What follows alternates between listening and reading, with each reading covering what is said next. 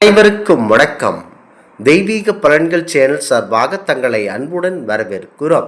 இன்று நம் காணொளியில் காண விரும்புவது பெண்கள் மல்லிகை பூ வைப்பதனால் கிடைக்கும் ஏராளமான நன்மைகள் என்னென்ன என்பதை பற்றி இந்த காணொளியில் பார்க்கலாம்.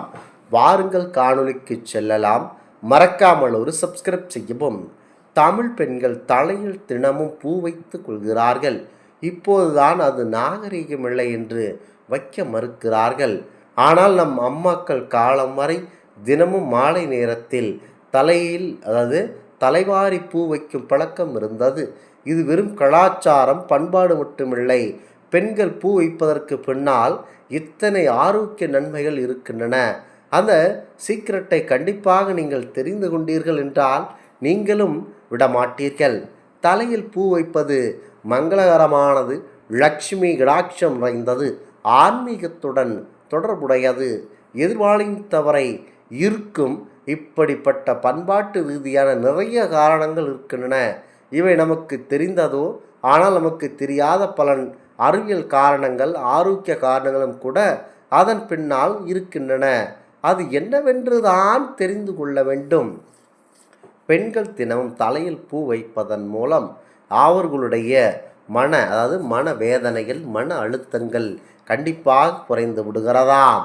பெண்கள் தலையில் பூ சூடும்போது அதன் வாசனை மனதை முக்கியமாக ஆறுதல் படுத்தி புத்துணர்ச்சியாக செயல்படுத்துகிறது. இதனால் ஸ்ட்ரெஸ் ஹார்மோன் என்று சொல்லப்படுகின்றன மன அழுத்த ஹார்மோன் உற்பத்தி குறைந்து மன அழுத்தத்தை உண்டாவதை கண்டிப்பாக தடுக்கிறதாம். இது அவர்களுடைய மன அழுத்தத்தை மட்டுமல்ல, சுற்றி இருப்பவர்களுடைய மன அழுத்தத்தையும் குறைத்து விடுகின்றன. இன்றைய காலகட்டத்தில் பெண்களுக்கு ஹார்மோன் சமநிலையால் ஏற்படும் உடல்நல பிரச்சனைகள் எக்கச்சக்கமாக இருக்கின்றன. தைராய்டு தொடங்கி பிசிஓஎஸ், மெனோபாஸ் முன் அறிகுறி, ஹார்ட் பிளாஸ் வரைக்கும் பல பிரச்சனைகளை சந்திக்கின்றன.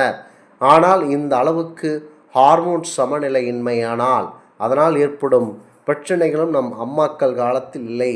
அதற்கு முக்கிய காரணம் உணவு முறை, வாழ்க்கை முறை என்றாலும் இதன் தலையில் பூசூடுவதும் அதற்கு ஒருவித திறமையாகவே செயல்பட்டு இருக்கிறது. தினமும் காலையில் பூ வைத்து கொள்ளும் போது குழந்தைகளுக்கு பாலூட்டும் போது பால் சுரப்பை அதிகரிக்கும் என கூட சொல்லப்படுகிறது.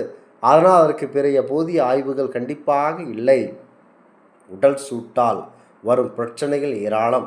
அதனால்தான் இந்த உடல் சூட்டை தணிக்க வாரத்திற்கு ஒரு முறை எண்ணெய் தேய்த்து குளிப்பது, தினம் தலைக்கு எண்ணெய் தேய்த்து தேய்ப்பது ஆகியவற்றை செய்ய சொல்லுகிறார்கள்.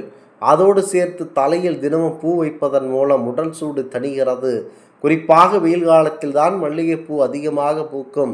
அதன் காலத்தில் அந்த மலரை தலையில் சுடுவதன் மூலம் உடல் சூடு குறைந்து குளிர்ச்சியாக இருக்கும். இந்த காலத்தில் மனதையும் உடலையும் ரிலாக்ஸாக வைக்க நிறைய தெரப்பி சிகிச்சைகள் இருக்கின்றன. குறிப்பாக மசாஜ் தெரப்பி உள்ளிட்டவை. இதற்காக ஆயிரக்கணக்கில் செலவு செய்கிறோம். ஆனால் பெண்கள் தலையில் பூ வைப்பதன் மூலம் அதில் உள்ள அலர்ஜி எதிர்ப்பு மற்றும் ஆன்டி ஆக்சிசைடுகள் நல்ல தெரபியூஸ்டாக பண்பாக செயல்படுகிறது. அதனால்தான் மல்லிகைப்பூ பெண்கள் வைத்திருந்தால் அவர்களுக்கு மட்டுமல்ல, அருகில் இருப்பவர்களுக்கும் ஒருவித மயக்க நிலை ஏற்படுகிறது. இப்போது பேஷன் என்கின்ற பெயரில் காகித பூக்கள், பிளாஸ்டிக் பூக்கள், வாசனையே இல்லாத மந்தமான பூக்களை பெண்கள் வைத்து விடுகிறார்கள். ஆனால் அந்த காலத்தில் வாசனை தரும் மலர்களை மட்டுமே தான் தலையில் சூட வேண்டும் என்றார்கள் பெரியோர்கள்.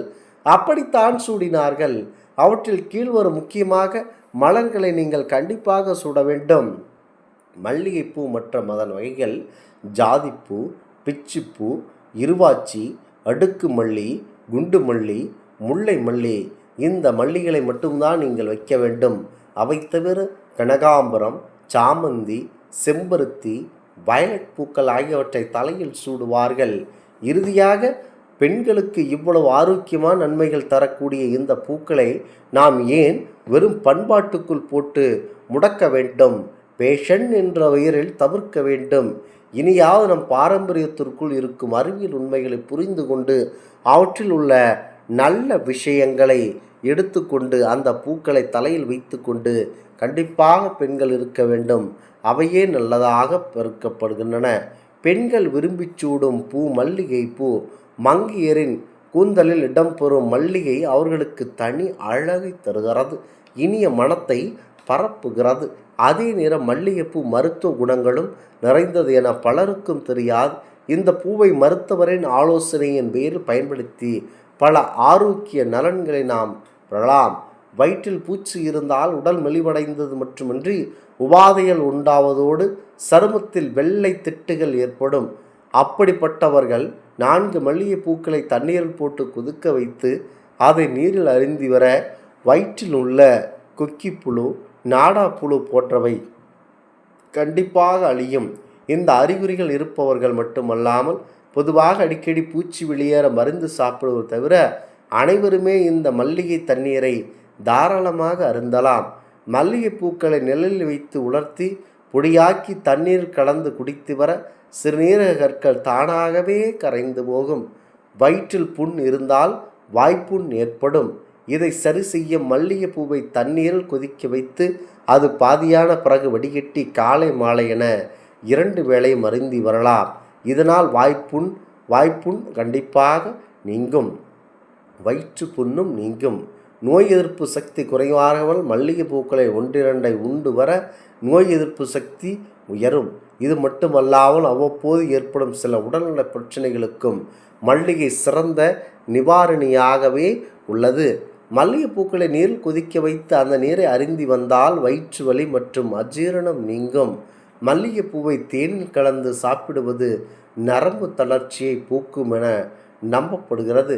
மல்லிகைப்பூ பெண்களின் கருப்பை பிரச்சனைகளை சரி செய்யவும் கருப்பையை வலுப்படுத்தவும் உதவும் என நம்பப்படுகின்றன. மல்லிகைப்பூவிலிருந்து ஒரு வகை எண்ணெய் எடுக்கப்படுகிறது. இந்த எண்ணெய் பல்வேறு உடல் உபாதைகளுக்கு அருமருந்தாக உள்ளது. அடிபட்டாலோ அல்லது சுளுக்கு பிடித்து வீக்கம் காணப்பட்டாலோ, நாள்பட்ட வீக்கமாக இருந்தாலோ மல்லிகைப்பூவை அரைத்து பூசினால் வீக்கம் குறையும். உடலில் மல்லிகை பூ எண்ணெய் தேய்த்து மஜாஜ் செய்யலாம். இதனால் உடல் வலி நீங்குவதோடு குளிர்ச்சியும் அடையும். மன அழுத்தம், உடல் சூடு போன்ற பிரச்சனையால் பாதிக்கப்பட்ட பெண்கள் மல்லிகை பூவை தலையில் சூடி வந்தால் மன அழுத்தம் கண்டிப்பாக குறையும், உடல் சூடும் மாறும். இந்த ஆன்மீக தகவல் உங்களுக்கு பிடித்து இருந்தால் தெய்வீக பலன்கள் சேனலை கண்டிப்பாக சப்ஸ்கிரைப் செய்து கொள்ளவும். மீண்டும் ஒரு நல்லதொரு காணொளியில் உங்களை சந்திக்கிறோம். நன்றி, வணக்கம்.